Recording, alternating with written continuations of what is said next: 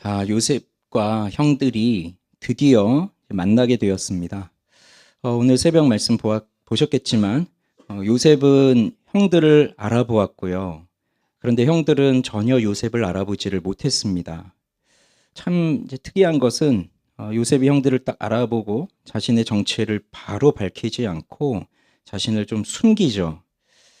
그러면서 이 요셉이 형들을 대하는 태도를 보면 좀 가혹하게 대하고 있어요. 너희가 정탐꾼이다, 첩자다, 스파이다, 간첩이다 이렇게 지금 몰아세우고 있거든요. 그래서 어떤 면에서 보면 이거 요셉이 지금 형들한테 앙심을 품고 야 너희들 딱 걸렸다 어디 보자 내가 얼마나 너희 때문에 힘들었는지 두고 보자 너희도 똑같이 당하게 해주리라 그런 속셈으로 좀 가혹하게 대하는 것이냐 뭐 이렇게 볼 수도 있겠지만 그런데 요셉은 전혀 그런 마음이 없어요. 어, 형들을 가혹하게 대하는 것이 복수심 때문에 그렇게 하는 것이 아니라 오히려 형들을 향한 사랑, 또 고향에 있을 아버지에 대한 사랑, 그리고 자기 동생 베냐민이 보이지 않거든요. 또 베냐민에 대한 관심, 이런 것 때문이었고, 또 일종의 그 형들이 잘못한 게 있잖아요. 그 형들의 잘못에 대한, 형들의 죄에 대한 일종의 책망의 역할이 되기도 합니다.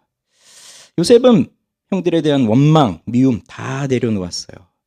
오히려 그들에게 걱정과 관심이 더 크죠. 지금 기근이 온 땅에 다 임했으니까 고향에 있는 아버지를 비롯해서 모든 가족들이 다 지금 어려움 가운데 있는 거잖아요. 그래서 좀 가혹하게 대하는 것처럼 보여지지만 여기서 또 하나 요구하죠. 베냐민을 데려와라. 베냐민을 데려와라. 그래서 이 형들을 딱 3일을 가둡니다. 자, 그런 다음에 이제 사흘이 흘렀어요. 3일이 흘렀어요. 자, 18절. 사흘 만에 요셉이 그들에게 이르되 나는 하나님을 경외하노니 너희는 이같이 하여 생명을 보전하라. 요셉이 자신의 신앙을 말합니다. 나는 하나님을 경외하는 자다. 그러니까 내 말을 잘 들어라 이런 뜻이 되겠죠. 이렇게 해서 생명을 보전하라. 너희가 확실한 자들이면 너희 형제 중 한 사람만 그 옥에 갇히게 하고 너희는 곡식을 가지고 가서 너희 집안의 굶주림을 구하고 너희 막내 아우를 내게로 데리고 오라. 그러면 너희 말이 진실함이 되고 너희가 죽지 아니하리라 하니 그들이 그대로 하니라. 요셉이 정탐꾼이다라고 했으니까 자기들은 아니라고 했잖아요. 우린 한 아버지에게서 난 형제들이다. 그렇게 이제 얘기를 했어요. 그래서 요셉은 처음에는 뭐라고 했나요? 요셉의 처음 계획은 9명이 여기 있고 1명이 대표로 가서 베냐민을 데려와라 이거였는데 3일 동안 좀 생각을 한 것 같습니다. 그리고 계획을 바꿉니다. 1명이 남고 나머지 9명이 가서 베냐민을 데려오라 이렇게 바꿉니다. 이유는 그거겠죠. 지금 여기에 형들 10명을 다 붙잡아 두고 있으며 붙잡아 두는 기간이 길면 길수록 고향에 있는 사람들이 어떻습니까? 고향에 있는 사람들이 고생하는 겁니다. 그들이 그러다가 굶을 수도 있습니다. 그러니까 이제 오게 하는 거죠. 9명을 보내고 이제 1명만 남게 하는 거죠. 그게 다른 가족들에 대한 마음이에요. 그래서 그렇게 했고 그 형들은 그렇게 하겠다고 이제 했습니다. 자, 그래서 21절. 근데 이들이 하는 말을 좀 들어보세요. 그들이 서로 말하되 우리가 아우의 일로 말미암아 범죄하였도다. 그가 우리에게 애걸할 때에 그 마음의 괴로움을 보고도 듣지 아니하였으므로 이 괴로움이 우리에게 임하도다. 지금 이 형들이 자신들은 정탐꾼이 아니죠.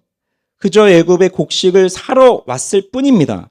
이 사람들만 곡식을 사러 온 것이 아니죠. 지금 각 지역에서 곡식을 사기 위해서 수많은 사람들이 오고 있습니다. 왔습니다. 그런데 자신들은 억울하게 정탐꾼 첩자라는 누명을 쓰고 있습니다. 그러니 너무 괴로운 겁니다. 그리고 1명은 남아라. 그리고 가서 동생을 데려와라. 아마 이 형들은 베냐민을 데려오라고 했을 때 아버지 야곱이 어떤 식으로 나올지를 충분히 짐작을 했을 거예요. 지금 너무 괴롭습니다. 괴로운 상황입니다. 근데 그때 무엇이 생각나요? 그 괴로운 상황 속에서 생각나는 것이 무엇이에요? 자신들이 요셉을 죽이려고 했던 그날, 요셉이 구덩이에 빠졌을 때 그때의 요셉의 모습이 생각나는 겁니다. 37장에 있었잖아요. 우리 지난주에 봤었나요? 그때 요셉을 죽이려고 했고 구덩이에 던져 넣었고 팔았는데 37장에는 요셉이 어떻게 했더라라고 하는 건 자세히 나오지 않아요. 그냥 구덩이에 던졌고 거기 물이 없었고 팔려가는 것만 나왔는데 오늘 여기 21절에 보니까 요셉이 뭘 했다고 했습니까? 그 구덩이에서 나를 살려주십시오. 나를 살려달라고 그렇게 애걸했던 겁니다. 그 괴로움을 형들 앞에서 보였던 겁니다. 근데 형들은 듣지 않았죠. 전혀 듣지 않았죠. 자기 피부치, 자기 동생임에도 그 괴로움의 소리, 그 절규의 소리, 살려달라는 소리 전혀 듣지 않았습니다. 왜? 자기 속에 미움의 소리가 더 컸으니까요. 넌 죽어야 돼. 이 소리가 더 컸으니까 동생이 외치는 그 절규의 소리가 들리지 않았어요. 그런데 이제 이 형들이 그 위치에 놓인 겁니다. 너무 괴로운 거예요. 그래서 그때 우리가 동생 요셉에게 했던 이 죄가 지금 우리가 벌을 받고 있는 거구나. 그 괴로움이 지금 우리에게 있는 거구나. 깨닫습니다. 22절 보세요. 르우벤이 그들에게 대답하여 이르되. 르우벤 생각나시죠? 첫째 형. 르우벤은 어떻게 했었죠? 그때 죽이려고 했을 때 죽이지 말아라 하고 몰래 빼서 아버지한테 보내려고 했었는데 그때 르우벤이 이제 말합니다. 내가 너희에게 그 아이에 대하여 죄를 짓지 말라고 하지 아니하였더냐. 그래도 너희가 듣지 아니하였느니라. 그러므로 그의 핏값을 치르게 되었도다. 그러니까 르우벤은 살리려고 했지만 잠시 자리 비운 사이에 유다가 주도해서 팔아넘겼잖아요. 그러니까 르우벤은 지금 또 그때 일을 떠올리면서 내 말을 좀 듣지 이 얘기를 하는데 근데 사실 좀 정확하게 생각해 보면 르우벤도 요셉을 살릴 만한 구체적인 능력이나 계획이 없었어요. 그냥 살려주자 이런 마음이 있었을 뿐이지 정말로 살려주고자 하는 마음이 있었으면 왜 못했겠습니까? 르우벤도 사실 좀 핑계를 대고 있는 거죠. 그렇게 하면서 어쨌든 지금 이 형들이 자신의 잘못, 자신들의 죄를 지금 생각하고 그 앞에 직면하고 있습니다. 자신들이 행한 일을 떠올리면서 직면하는 그 순간이 지금 찾아온 겁니다. 자, 근데 23절에 보면 그들 사이에 통역을 세웠으므로 그들은 요셉이 듣는 줄을 알지 못하였더라. 근데 요셉이 이 형들하고 이렇게 있을 때 히브리 말로 하는 게 아니라 애굽 말로 하고 있고요. 그다음 통역관을 불러다가 통역을 통해서 거쳐가게 하고 있으니까 지금 이 형들은 이 애굽의 총리가 자기들의 말을 알아들을 거라고는 또 전혀 생각 못하고 있습니다. 근데 요셉은 다 알아듣는 거죠. 형들이 무슨 말을 하고 있는지. 그때 동생을 좀 잘 봐줄 걸, 우리가 잘못했구나 이런 얘기를 하고 있는 그 말을 듣고 이제 요셉이 어떻게 하는지 보세요. 24절. 그들을 떠나가서 울고. 요셉으로 하여금 그냥 가만히 있을 수 없게 해요. 형들의 말을 들으면서 울게 됩니다. 여기에 요셉의 마음이 담겨져 있는 겁니다. 미움, 원망, 복수심 이런 것이 가득했다면 가서 울지 않죠. 고소하다 생각하겠죠. 쌤통이다. 너희도 당해봐라. 이러겠죠. 근데 왜 가서 몰래 울고 나오겠어요? 그 형들이 그런 괴로움을 당하고 있는 것을 보면서 자신도 마음이 찢어질 듯이 아픈 겁니다. 그게 사랑이에요. 미움을 다 내려놓고 사랑의 마음으로 바뀌었죠. 자, 그러면서 돌아와서 그들과 말하다가 그들 중에서 시므온을 끌어내어 그들의 눈앞에서 결박합니다. 한 명만 남으라고 했잖아요. 10명 중에. 근데 왜 요셉이 시므온을 집었는지는 모르겠지만 둘째입니다. 첫째가 르우벤, 그다음 둘째 레아에게서 난 둘째 시므온인데 시므온을 잡았어요. 그리고 결박해요. 묶었어요. 그리고 이제 시므온을 이제 감옥에 가두는 거죠. 그러면서 나머지 9명은 가게 합니다. 근데 25절에 이런 일을 합니다. 요셉이 명하여 곡물을 그 그릇에 채우게 하고 각 사람의 돈은 그의 자루에 도로 넣게 하고 또 길 양식을 그들에게 주게 하니 그대로 행하였더라. 이들이 곡식 사러 왔죠. 근데 지금 스파이로 몰려서 감옥에 갇혔죠. 그리고 가라고 하니까 사실 빈손으로 겨우 지금 가야 되는 상황인데 이들 모르게 곡식도 다 넣어주고 이제 더 황당한 건 그들이 이제 곡식 사려고 이제 냈던 돈까지 거기다 다 넣어주고 그다음 먼 길을 가야 되니까 그 길에서 먹을 양식까지 다 챙겨준 거예요. 몰랐습니다, 이 형들은. 자, 그래서 이들이 이제 곡식을 나귀에 싣고 그곳을 떠났는데 27절 한 사람이 여관에서 나귀에게 먹이를 주려고 자루를 풀고 본즉 그 돈이 자루 아귀에 있는지라. 깜짝 놀라는 겁니다. 야, 우리가 지금 정탐꾼으로 몰렸는데 돈이 왜 여기에 있지? 이제 도둑으로까지 몰리는구나. 이렇게 되면 진짜 정탐꾼, 진짜 스파이, 정말 이 애굽을 해치러 온 사람이 되는 거잖아요. 깜짝 놀랍니다. 그래서 그가 그 형제에게 말하되 내 돈을 도로 넣었도다. 보라, 자루 속에 있도다. 이에 그들이 혼이 나서 떨며 서로 돌아보며 말하되 하나님이 어찌하여 이런 일을 우리에게 행하셨는가? 하나님이 어찌하여 이런 일을 우리에게 행하셨는가? 이렇게 말합니다. 그렇게 해서 어쨌든 가나안 땅에 돌아와요. 그들의 아버지 야곱에게 갑니다. 그들이 당한 일을 자세히 알립니다. 30절 그 땅의 주인인 그 사람이 엄하게 우리에게 말씀하고 요셉을 말하는 거죠. 그 땅의 주인. 그 다음에 우리를 그 땅에 대한 정탐꾼으로 여기기에 우리가 그에게 이르되 우리는 확실한 자들이요 정탐꾼이 아니니이다. 우리는 한 아버지의 아들 12형제로서 하나는 없어지고 막내는 오늘 우리 아버지와 함께 가나안 땅에 있나이다 하였더니 그 땅의 주인인 그 사람이 우리에게 이르되 내가 이같이 하여 너희가 확실한 자들임을 알리니 너희 형제 중에 하나를 내게 두고 양식을 가지고 가서 너희 집안에 굶주림을 구하고 너희 막내 아우를 내게로 데려오라. 그러면 너희가 정탐꾼이 아니요 확실한 자들임을 내가 알고 너희 형제를 너희에게 돌리리니 너희가 이 나라에서 무역하리라 하더이다. 이렇게 요셉과 있었던 일을 다 자세하게 말을 해주죠. 그리고 이제 또 각기 자루를 쏟고 보았는데 각 사람의 돈 뭉치가 그 속에 또 있는 겁니다. 이걸 보고 야곱도 그 형제들 다 두려워합니다. 큰일 났다.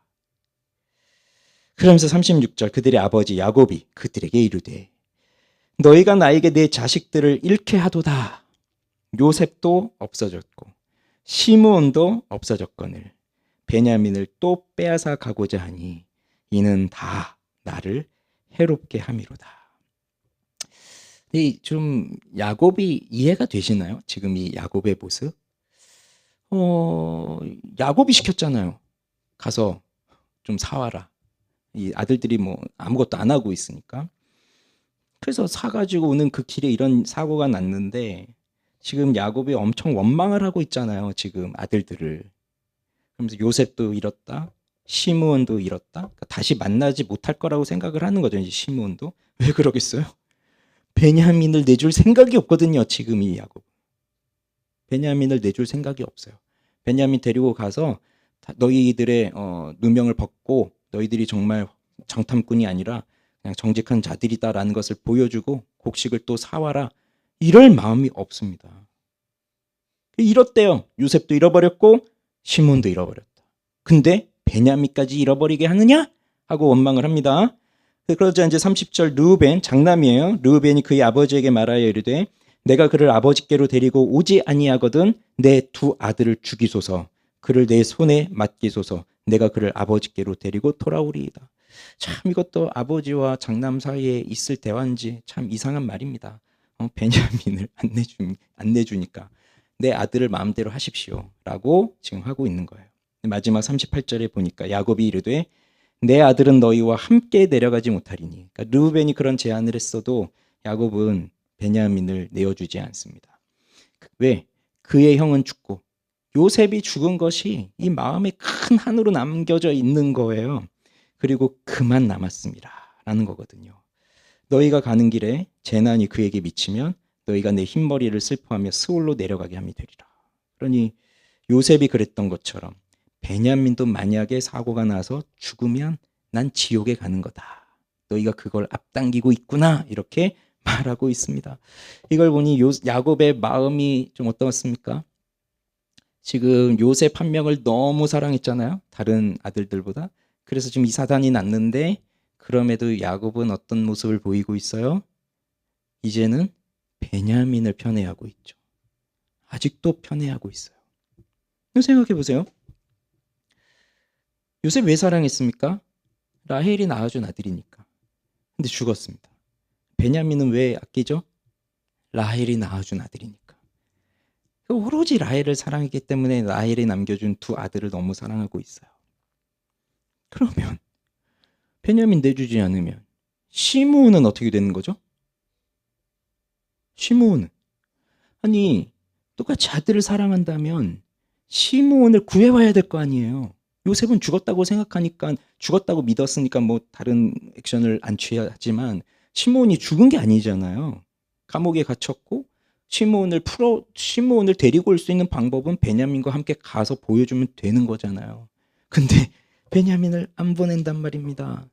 그건 시므온은 죽든지 말든지 그 마음이에요. 또 이게 야곱의 이런 편애하는 마음이 아직도 이렇게 있어요. 물론 이제 다음 이어지는 43장에는 결국 야곱이 이제 마음을 바꿔서 이제 하나님께 모든 걸 맡기고 이제 베냐민을 데리고 가라고 이제 하면서 그 다음 이야기가 펼쳐지는데, 자, 오늘은 이 42장까지만 보는 거니까요. 새벽과 오늘 이 42장 전체를 좀 생각을 해보겠습니다. 우선 적용을 보시면요. 첫째는요. 나에게 나쁘다고 생각되는 일이 일어났을 때 그걸 좀 생각을 해봅시다. 우리 지금 계속해서 요셉 이야기를 보고 있습니다. 지금 아브라함, 이삭, 야곱을 지나서 요셉의 이야기를 보고 있는데, 요셉이 우리에게 잘 가르쳐주는 것은 하나님의 섭리예요. 요셉의 인생만큼 우리에게 그 하나님의 섭리를 잘 가르쳐주는 또 사람의 인생이 없어요. 그런데 그 하나님의 섭리를 보여주는데 모든 것이 다 잘 되는 일로 나타나지 않습니다. 요셉은 그랬습니다. 처음에는 잘 되는 것 같았죠. 아버지의 특별한 사랑을 받으니까 특별한 옷을 아버지로부터 받았고, 다른 형들은 밖에 나가서 양치고 힘들게 그 일을 하는데 요셉은 집 안에 있으면서 아버지 시키는 대로 형들이 잘하나 감시하러 다니고 이런 사람이었으니까 처음에는 좋았는데, 근데 형들한테 의해서 애굽에 팔려가고 그 다음에 그 보디발의 아내 때문에 죄를 짓지 않으려고 하나님 앞에 순결하게 했지만 그것 때문에 오히려 감옥에 가고, 그 다음에 그 술 맡은 관원장이 꿈을 해석해 줬는데 그것도 잘 좀 얘기 좀 해달라고 했더니 또 새카맣게 잊어버려서 또 그냥 지나가고, 이런 그 과정들 거의 뭐 한 13년 17세 때 뭐 잡혀갔다고 치면 이제 30세 때 바로 왕 앞에 서니까 한 13년 동안을 그렇게 사는데, 요셉의 모든 인생이 다 잘 되는 것으로 나오진 않아요. 오히려 힘든 일들이 더 많죠. 오히려 나쁘게 생각되는 일들이 더 많죠. 그런데 중요한 것이 뭐라고 했었나요? 지난주에 중요한 것이 뭐였습니까? 요셉의 인생에서 가장 중요한 거. 성경은 요셉의 인생을 뭐라고 설명하고 있죠? 범사에 형통하였더라라고 말하고 있습니다. 요셉의 인생은 모든 면에서 다 잘 되고 있다라고 성경은 말하고 있습니다. 이게 잘 되는 건가요? 그러니 성경이 잘 되고 있다는 건 뭘 뜻하는 거였죠? 하나님이 함께 하시는 거. 그래서 때로는 어려운 길이고, 때로는 정말 나빠 보이는 일이고, 때로는 이유도 알 수 없는 일이지만 그 상황 속에서도 하나님이 함께 하심으로써 그것이 바로 형통한 것이다. 그것이 바로 잘 되는 일이다. 그걸 지난주에 우리가 봤습니다. 그렇게 하면서 하나님께서 합력하여 선을 이루어 가시는 거예요. 그러면서 지금 이제 요셉의 인생이 어떻게 되는가를 쭉 이번 한 주 동안도 보았는데, 요셉의 인생은 제가 생각해보니까 그냥 한마디로 정리하면 이런 인생 같아요. 왜 하필이면 왜 나에게? 하필이면 나한테 왜 이런 일이? 이런 것 같아요. 그렇죠? 구덩이에 빠졌어요. 루벤이 살려주려고 했는데 왜 하필이면 그때 그 이스마엘 저 상인들이 지나가서 그 유다가 팔아 넘겼냐? 안 지나갔으면 그럼 루벤이 와서 잘 구해줬을 거잖아요. 상인들이 안 지나갔으면. 왜 보디발의 아내가 이상한 마음을 품고 요셉을 유혹을 하고 그랬는지, 그냥 정상적인 부인이었다면 아무 일도 없이 그냥 잘 지나갔을 텐데 왜 하필 그 집 안주인은 그런 이상한 여자여가지고 자신은 또 이렇게 누명을 쓰고 감옥에 갇혀야 했느냐. 왜 그 술 맡은 관원장은 또 이걸 새카맣게 잊어버려서 나를 더 고생하게 만드느냐. 요셉의 인생을 하나하나 생각해 보면 왜 하필이면 나한테 이런 일이 생길까, 이런 거 말하면 많을수록 정말 할 말이 너무 많을 거예요.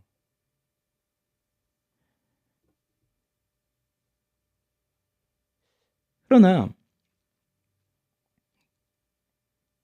이게 하필이면이라고 생각될 수 있지만 요셉의 태도 속에는 그런 모습이 잘 나오지 않습니다. 이게 충분히 시험에 들 만한 일이거든요. 충분히 하나님은 어디 계시지? 정말로 아브라함의 하나님, 이삭의 하나님, 야곱의 하나님 어디 계시지? 나에게 그 꿈을 꾸게 하신 그 하나님은 어디 계시지? 하나님이 계신 줄 알았는데 없네? 라고 생각하고 하나님을 향한 원망을 쏟아낼 수 있는 충분한 상황입니다. 시험이 들 수 있는 상황이에요. 시험과 원망은 세트로 와요. 시험이 들잖아요. 하나님에 대한 그 불신이 생기잖아요. 그럼 자연스럽게 원망이 생겨오는 거거든요. 충분히 그럴 수 있는 상황이지만 요셉은 그러지 않아요. 왜죠? 요셉은 하나님의 손길을 믿었기 때문입니다. 참 놀라운 거는요. 하나님이 아브라함이나 이삭이나 뭐 야곱에게는 말씀하시잖아요. 나타나셔서. 지금까지 보면서도 하나님이 요셉에게 나타나셔서 말씀해 주셨다 이런 내용들은 나오지 않아요. 그럼에도 요셉은 하나님을 분명하게 믿고 있어요. 비록 내 인생에 나쁜 일들이 펼쳐지고 있다 할지라도 그래서 왜 하필이면 나한테 이런 일이? 라고 하는 그 원망을 쏟아낼 수 있는 그런 상황 속에서도 요셉은 보이지 않는 하나님의 섭리의 손길을 굳게 붙들고 있었다는 것입니다. 그 말은 하나님의 계획, 하나님의 뜻, 지금은 그것이 무엇인지를 모르겠지만 그런데 하나님은 모든 것이 합력하여 선을 이룰 것이다 라고 하는 그것을 요셉은 알고 있었기 때문입니다. 하나님이 누구인지를 아는 거죠. 하나님이 어떠한 분이시라는 것을 알고 있는 거죠. 애굽에 풍년이 있고 흉년이 일어요. 7년 풍년, 7년 흉년. 근데 이것 때문에 요셉이 총리가 되리라고 누가 생각을 했겠어요? 바로가 꿈을 꾸고 그 다음에 불려갈 때 그렇게 면도하고 딱 목욕하고 새 옷 갈아입고 바로 앞에 딱 갔을 때 감옥에서 그렇게 나갈 때 감옥의 간수들도 그냥 잘 갔다 와라 하고 돌아오기를 기다렸을 텐데 그날 갑자기 거기서 총리가 될 거라고 누가 생각했겠습니까? 요셉도 생각을 하지 못했죠. 하나님은 가르쳐주지 않으신다는 거죠. 너 13년만 기다려라. 나는 너에 대해서 이런 계획이 있다. 그러니 그때 13년 잘 참고 인내하면 그때 내가 너를 총리로 세워줄게. 그러니 기다려. 내 이런 이유 때문에 너를 여기 오게 한 거야 라고 설명해 주신 적이 없어요. 그럼에도 요셉은 그걸 믿고 있었던 겁니다. 어떻게 일어날지는 모르지만. 그래서 하나님은 풍년, 흉년 이거는 사실 요셉이라고 하는 한 사람의 개인의 문제가 아니라 전체적인 일이잖아요. 국가적인 일이고 전 모든 나라에서 일어나고 있는 뭐 환경적인 일, 기후적인 일, 뭐 이런 모든 일이잖아요. 근데 이 모든 일을 통해서 지금 요셉의 인생을 하나님이 다루어 가시고 그다음에 또 요셉의 형들과의 관계를 다루어 가십니다. 그게 하나님이에요. 하나님의 일하심이에요. 요셉이 하나님의 섭리를 받아들이지 못했다면 그러면 형들하고 관계를 회복할 수 없습니다. 하나님 잘 믿어서 총리가 되었지만 하나님 주신 지혜로 근데 하나님의 섭리를 정확한 그 하나님의 뜻을 이해하지 못했다면 형들을 받아들일 수 없죠. 요셉은 형들에 대한 원망이 없어요. 왜 그런가요? 왜죠? 오늘 아침에도 말씀드렸지만 이것이 하나님의 계획이라는 것을 깨달았기 때문이에요. 그래서 마지막에 이제 요셉이 자기의 정체를 밝힐 수밖에 없을 때 너무 참을 수가 없어요. 너무 슬퍼서 그때 뭐라고 말합니까? 나를 여기 애굽으로 오게 한 이는 형들이 아닙니다. 하나님이 나를 보내신 겁니다. 나를 먼저 보내서 우리를 다 살게 하시기 위해서 하나님이 먼저 보내신 겁니다. 어떻게 이런 고백을 할 수 있을까요? 아니 나를 그렇게 죽도록 미워해서 아니 진짜 무슨 뭐 원수지간의 사람들도 아니고 한 가족 속에서 살고 있는 가족인데 형들인데 어떻게 내가 살려달라고 그렇게 애원을 했어도 뒤도 돌아보지 않고 그렇게 팔아넘길 수가 있나요? 그러면 우리 지금 어쩌면 우리도 살면서 마음 한구석에 사람으로 인해 받은 상처들을 하나도 없다라고 할 수 있는 사람은 아마 없을 거예요. 여러 가지 상처들이 내 안에 있겠죠. 부모로부터 받은 상처부터 시작해서 뭐 직장 동료, 뭐 학교 때 만났던 친구, 뭐 등등의 수많은 사람들로 인해서 받은 상처들이 내 마음 한구석에 다 이렇게 어딘가에 숨겨져 있을 텐데, 그러면서 그 사람이 나를 이렇게 미워하고 그 사람이 나를 부당하게 이런 대우를 해서 내가 하지도 않았음에도 나는 이러한 어려움을 당해야 되고 사람들에게 이런 대우를 받아야 되고, 그렇게 됐을 때 그 사람들을 향해서 당신들이 한 게 아닙니다. 하나님이 하신 겁니다. 나를 괴롭힌 건 당신이 아니었습니다. 하나님이 그렇게 하신 거였습니다. 라고 말할 수 있다는 게, 그게 정상적이면 할 수 있는 걸까요? 상식적으로라도 그게 될까요? 그냥 외면해 버리고 생각하지 않고 그냥 더 이상 미워하지나 말자, 뭐 이럴 수는 있겠지만, 정말 딱 대놓고 당신들 잘못이 아닙니다. 하나님이 하신 일입니다. 이렇게 어떻게 말할 수 있겠어요? 근데 요셉은 그게 하나님의 분명한 뜻이라는 걸 깨달았기 때문이에요. 그러니 미리 말씀을 해주지 않으셨지만 그가 살고 있는 모든 순간순간들마다 하나님이 펼쳐가시는 그 일들. 그래서 그 형들을 만났을 때 요셉은 뭐가 생각났죠? 꿈이 생각났잖아요. 그 형들이 나한테 절할 것이라고 하는 그 꿈이 생각났단 말이에요.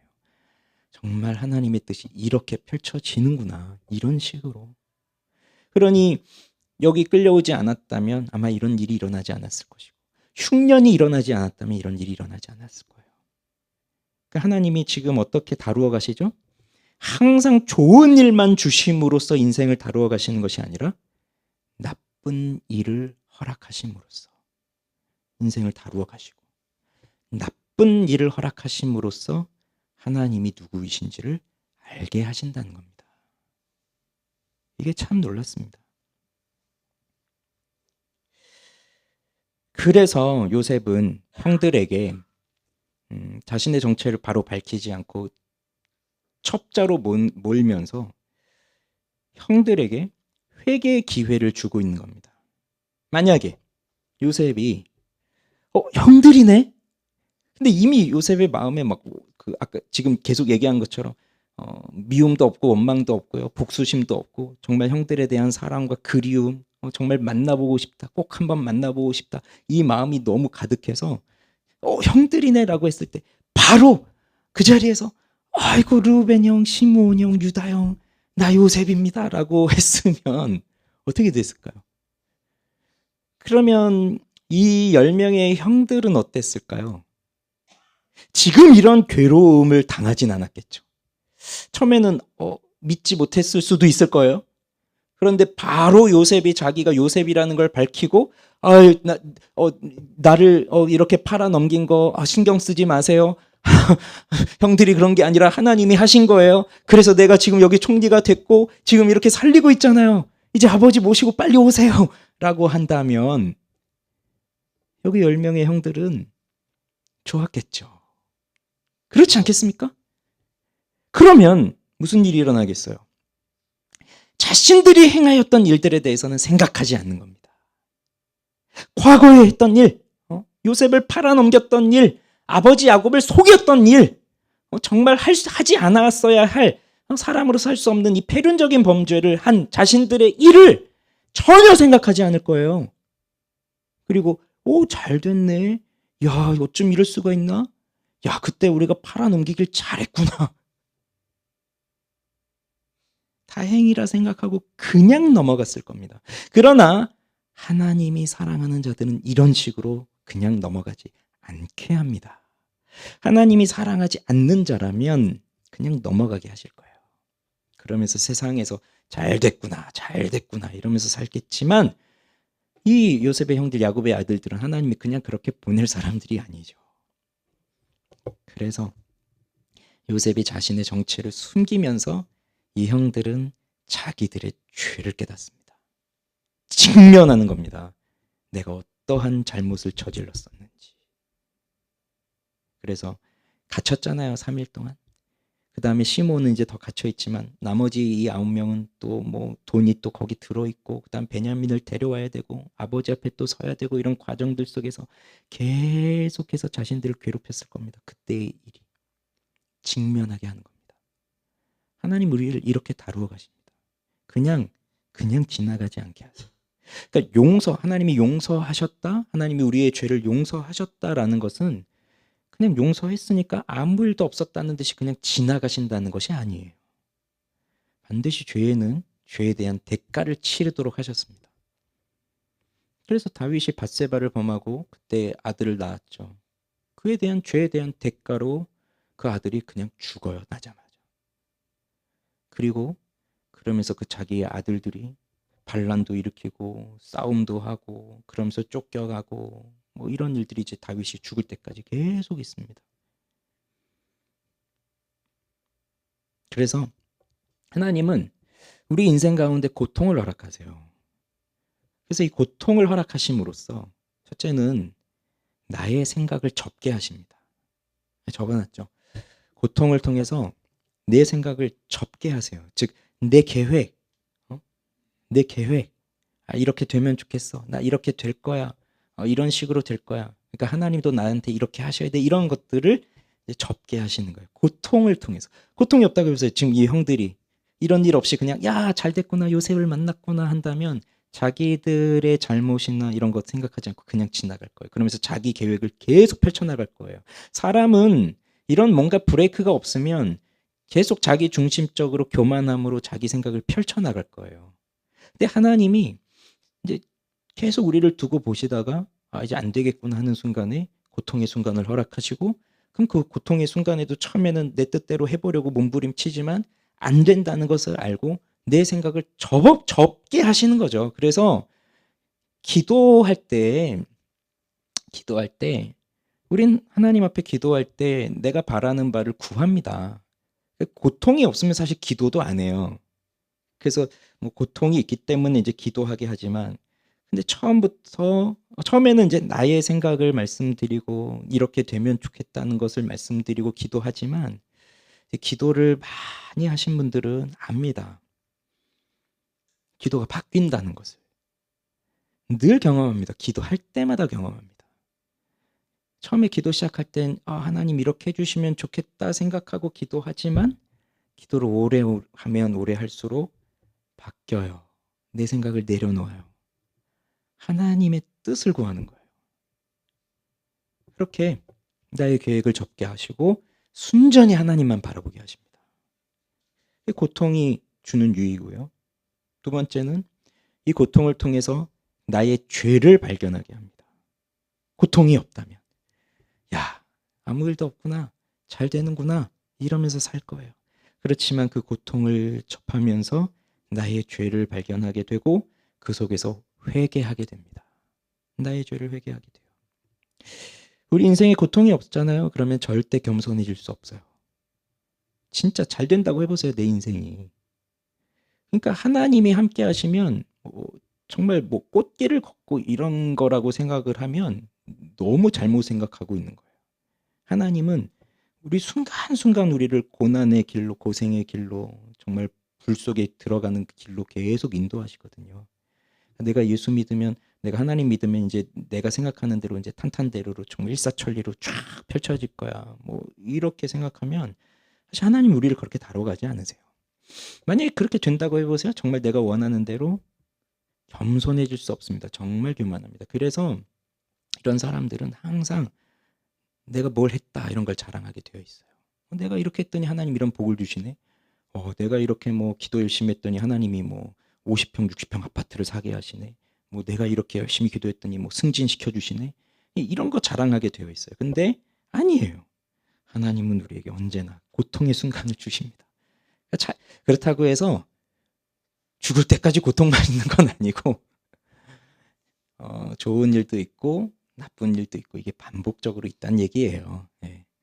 너무 걱정하지 마세요. 고통만 있다고 하니까 고통만 끝까지 있는 게 아니라. 그렇게 하면서 내 죄를 회개합니다. 겸손해집니다. 그리고 세 번째로 이 고통을 통해서 우리는 예수 그리스도를 봅니다. 고통이 없으면 누가 예수님 앞에 나오겠어요? 그러니 여러분 잘 생각해 보세요. 내가 왜 예수를 믿기 시작했습니까? 내가 왜 교회 나오기 시작했어요? 나 왜 기독교 신앙을 갖기 시작했어요? 뭐 처음부터 뭐 하나님 나라의 영광과 무슨 하나님의 뜻이 이 땅에 이루어지는 건 나는 불길과 들어가고 나는 사라지고 오직 예수 그리스도의 영광만, 그런 마음을 가지고 여기 나오시진 않아요. 다 너무 힘들기 때문에 나온 거예요. 너무 힘들다 보니까 지금 내 인생을 내 힘대로 어떻게 할 수가 없고 내 힘만은 할 수 없으니까, 아 그래 좀 하나님 앞에 나가서 기도라도 해봐야 되겠구나. 예수님 믿으면 그래도 좀 뭔가가 좀 힘을 얻을 수 있겠구나. 아 내가 지금 너무 마음이 괴로우니까 좀 교회라도 가면 마음이 좀 편해지겠구나. 뭐 이러면서 나온 거예요 다. 그래서 이 고통은 예수님을 바라보게 해요. 예수 그리스도를 보게 해요. 고통이 없으면 아무도 여기 안 옵니다. 아까 얘기했지만 누가 기도하러 나와요? 고통이 있는 사람이 기도하러 나오는 거예요. 그렇게 해서 시작이 돼서 예수 그리스도를 보게 되고 예수 그리스도를 만나잖아요. 그러면 고통이 없어도 기도하는 거예요. 그렇게 이제 성장하는 거죠.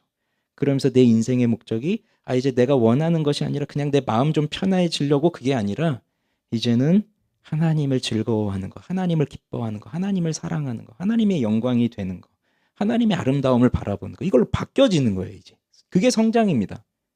처음에는 내 마음이 좀 편해지고 싶어 이런 마음으로 왔지만 이제 그렇게 예수 그리스도를 만나게 되면 내 마음이 편해지는 것보다 더한 소망이 있어요.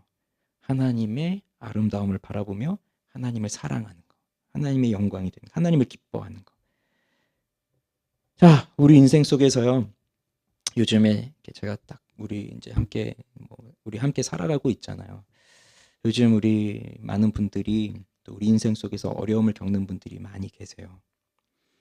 뭐 여러 가지 일들로, 뭐 경제적인 문제부터 시작해서 뭐 질병의 문제, 가족의 문제, 많은 일들로 어려움을 겪고 있는 분들이 계십니다. 그럼 처음엔 항상 이것부터 생각될 거예요. 하필이면 왜 나한테 이런 일이, 이런 게 먼저 생각이 되겠지만, 그러나 이것이 나를 낮추시고 하나님만 바라보게 하시는 하나님의 선하신 손길이구나. 이것을 받아들여야 됩니다. 그리고 지금은 힘들고 괴롭지만 인내해야 돼요. 참아야 되는 거죠. 그러면서 죄를 깨닫게 하시면 회개하는 거고요. 그러면서 하나님을 바라보는 겁니다. 그래서 혹시 지금도 좀 마음이 어려움이 있고 좀 인생 앞에 너무 힘들고 지쳐있는 분들이 계시다면, 이 시간을 통해서 내가 또 하나님께 나아가게 하는 하나님의 선하신 손이 한참 일하고 계시는 중이구나 하는 것을 믿음으로 바라보시기를 바랍니다. 두 번째는 모든 것을 아는 것과 모르는 것의 차이가 있어요. 오늘 본문 이 42장을 보면 요셉과 형들에게 큰 차이점이 있어요. 요셉은 형들의 정체를 압니다. 근데 형들은 요셉의 정체를 모릅니다. 그러니까 아는 것과 모르는 것의 차이가 있어요. 요셉이 자기를 숨기려고 통역까지 쓰고 있잖아요. 자기를 숨기고 있죠. 그러면서 요셉은 형들이 하고 있는 말을 통역이 이렇게 전달해 줘야 되는데, 사실 자기들끼리 하는 말이니까 통역이 전달해 주는 건 아니잖아요. 그럼 그 사람 형들은 우리끼리 서로 얘기하는 거니까 저 사람은 못 알아들을 거야 라고 하고 있지만, 요셉은 저들이 하고 있는 속삭임도 다 듣고 다 알고 있으니까 사실 그들의 마음까지도 다 알고 있는 거죠. 이 차이가 있는 겁니다. 그러면 이게 왜 중요하느냐? 이게 왜 중요한가? 알고 있으면 어떻게 될까요? 요셉은 지금 형들을 알고 있고 형들의 마음도 알고 있고 그들의 생각도 알고 있으니까 요셉은 그 형들을 두려워할까요? 두려워하지 않을까요? 두려워하지 않아요. 오히려 그 형들의 삶을 이끌어가게 됩니다. 내가 알고 있거든요. 그들이 무슨 생각을 하고 있는지. 그러면서 정탐꾼으로 몰고 있지만, 그러면서 그들에게 두려움도 주지만 한편으로 그것은 공포를 주기 위한 것이 아니라 선한 의도로 이끌어가고 있는 거예요. 그들을 선한 의도로. 반면에 형들은 요셉이 누군지를 몰라요. 요셉의 마음속에 뭐가 있는지를 몰라요. 베냐민을 데려오라라고 할 때 무슨 꿍꿍이가 있는지를 모르고 자기들 자루에 돈을 그대로 넣어준 것에 대해서 또 무슨 누명을 씌우려고 이렇게 하는지를 모르고 있기 때문에 형들은 어때요? 두려워하죠. 이게 바뀌었습니다. 요셉이 구덩이에 빠졌을 땐 형들이 무슨 생각으로 나를 어떻게 하려는지 몰라서 두려웠지만 형들은 그 위에서 다 계획하고 있었잖아요. 이 요셉을 어떻게 할 건지. 근데 이제 위치가 바뀌었습니다. 그래서 아는 것과 모르는 것은 큰 차이가 있습니다. 모르니까 아까 형들이 뭐라고 했어요? 어째서 하나님이 우리한테 이런 일을 하시는가? 이 말을 하는 거예요. 그게 이제 뭐 하필이면 왜 나에게, 이것과 똑같은 말이죠. 그러면 여러분, 우리의 인생에서 우리의 인생을 아시는 분은 누구일까요? 하나님입니다. 하나님. 내 인생을 아는 분은 하나님이에요. 그러니까 요셉이 형들의 상황과 마음을 알고 있는 것처럼, 그래서 그 형들을 요셉이 생각하는 계획대로 끌고 가고 있는 것처럼, 하나님은 우리의 인생을 아시고 우리의 마음을 아시고 우리의 생각을 아시기 때문에, 그리고 앞으로 일어나게 될 모든 일들에 대하여 하나님은 알고 계시기 때문에 하나님은 그의 선하신 뜻을 따라 우리를 이끌어 가신다는 겁니다. 하나님이 내 인생을 모르시면 하나님이 어떻게 나를 이끌어 가실 수 있겠어요? 그리고 하나님이 나를 인도하신다는 것에 대해서 내가 어떻게 신뢰할 수 있겠어요? 하나님은 다 아세요. 그러니 나를 이끌어 가시는 것이고, 그래서 나는 하나님을 신뢰할 수 있는 겁니다. 그래서 우리에게 있는 이 모든 일들이 어떨 땐 정말 우연처럼 느껴져요. 만나는 사람, 뭐 일어나는 일 다 우연인 것 같지만, 그런데 그 우연히 나타난 일 때문에 야, 내 인생 망했구나 이런 생각을 할 때도 있지만, 그런데 왜 그 일이 일어났겠어요? 그것이 가장 안전하기 때문입니다. 내가 망했구나라고 하는 생각이 들 때 사실 그것이 가장 안전한 길이었기 때문에 하나님 그 길로 인도하신 거예요. 그러면 거기 망한 상태로 계속 있어야 되느냐? 그게 아니라, 영원히 망하는 게 아니라 하나님은 그 순간을 통해서 이제 나를 다시 일으켜 세워주시는 거거든요. 그것을 붙들어야 됩니다. 이걸 아는 건 분명 어려운 일이에요. 우리 인생은 사실 말로 설명할 수 없는 고통이 있어요. 이걸 어떻게 그냥 단순하게 하나님의 뜻이니까 받아들이세요. 더 이상 생각하지 마세요. 그냥 하나님 뜻인데 뭐 거기다 토 달면 뭐 하시겠어요? 이렇게 말할 수 없거든요. 다른 사람 일이면 그렇게 말할 수 있어요. 근데 내 일은 사실 그렇게 말할 수 없잖아요. 쉬워 보입니다. 그냥 하나님의 뜻을 신뢰하세요. 이러면 쉬워 보여요. 그렇지만 여러분들이 지금 처해 있는 여러분의 인생에서 겪고 있는 어려움은 이렇게 그냥 딱 그냥 말 한마디로 딱 잘라서 하나님의 뜻입니다. 이렇게 사실 말할 수는 없어요. 그게 맞긴 한데 어렵다는 거죠. 그걸 받아들이기까지. 그렇지만 이 상황 속에서 우리는 치열한 고민을 해야 됩니다. 하나님은 나를 어디로 인도하시려고 하는가? 왜 나를 이런 어려운 환경 가운데 두시는 것일까? 왜 이 일이 일어나게 하셨을까? 치열하게 고민을 하고, 그러면서 때로는 고통을 당하고, 그러면서 하나님께 물어야죠. 그러면서 하나님이 원하시는 삶으로 나를 이끌어 가시도록 나를 드릴 수 있어야 됩니다. 여기서 우리가 기억해야 할 사실은 하나님이 나와 함께 하신다. 이걸 어떻게 할 수 있을까요? 예수님께서 나와 함께 하시기 위해 이 땅에 오셨기 때문입니다. 그래서 예수님은 별명이 임마누엘, 나와 함께 하신 하나님.